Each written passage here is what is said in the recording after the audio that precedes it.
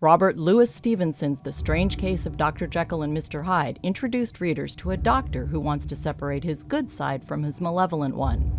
His experiments result in a potion that transforms the good Dr. Jekyll into the morally reprehensible Mr. Hyde.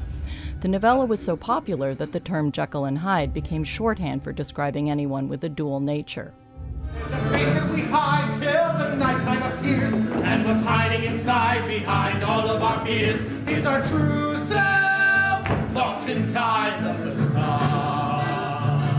Everybody kind of questions, is there an evil side and a good side to everyone? That's Cody Ingram, the actor who plays both Jekyll and Hyde. The thing that I love about this story is this tagline that I read, which is, are we good because we are inherently good, or are we good because we don't want to be punished by society? And I think, especially right now, there's a lot of questions about morality. What is morality, and what is accepted societal behavior? The facade.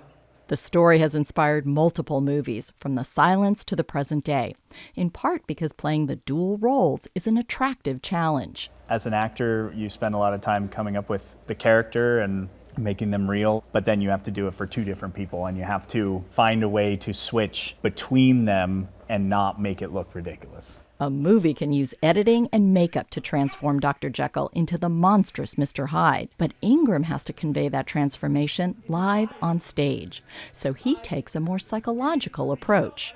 So I worked a lot with the idea of dissociative identity disorder, and that's kind of where the basis of my work began. This idea of, in your brain, someone is sitting in the chair, whether that is Jekyll or it is Hyde, and Hyde starts to pull Jekyll out of the chair multiple times as he gets more comfortable and has more control over Jekyll. So my body posture changes and the voice changes. I wanted there to be a way to show that Hyde was an extension of Jekyll. He's Jekyll if Jekyll were released and able to explore any inhibition times 200.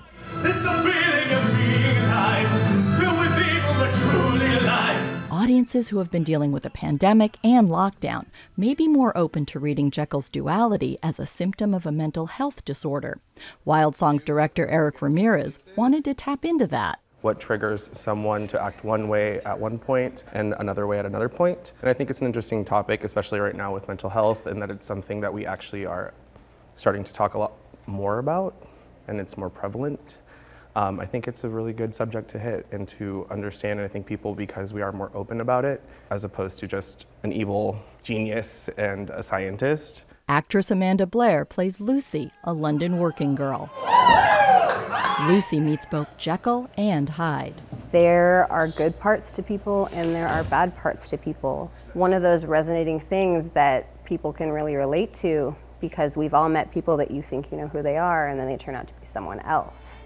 Lucy is one of the few characters in the show that is who she is all the time. And I think it's a refreshing thing for Jekyll to recognize that in someone else. After being unable to perform live shows for 2 years, the young Wildsong company is trying to make up for lost time. But it's tough when it has to compete with bigger, veteran companies that have the marketing to reach a wider audience. I think the biggest challenge, honestly, is just getting your name out there and people knowing the quality of work that you're doing and what you're trying to do and what your message is. We want to be a place that is known for being inclusive. Everyone comes to one place to put on art. Wildsong has been putting on a flurry of art since January.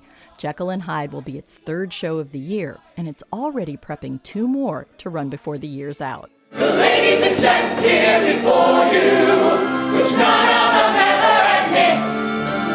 They have saintly looks, but they're sinners and crooks, hypocrites!